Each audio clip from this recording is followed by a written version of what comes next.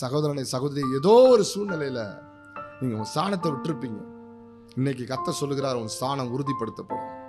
உன் குடும்பத்துல நீ கணவன் என்கிற ஸ்தானத்தை கர்த்தர் உறுதிப்படுத்துவார்.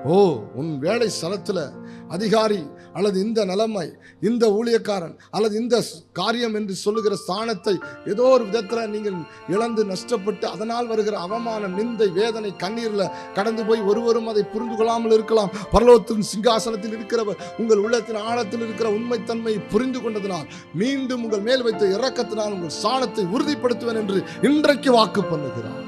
என்ன செய்யணும்? ஆண்டவர்கிட்ட கேட்கணும், ஆண்டவரே எனக்கு ஞானத்தை கொடுங்க, நான் ஒரு நல்ல கண்காணியா இருப்பதற்கு என்னை அர்ப்பணிக்கிறேன். கண்காணியா இருப்பதற்கு, கண்காணிப்பினுடைய வேலையில பிரதானமானது என்ன தெரியுங்களா? கண்காணியினுடைய வேலையில பிரதானமானது ஜாமக்காரனுடைய வேலை செய்யும். கணவன் மனைவிக்காக ஜெபிக்கணும், மனைவி கணவனுக்காக ஜெபிக்கணும், கணவன் மனைவி இணைந்து பிள்ளைகளுக்காக ஜெபிக்கணும்.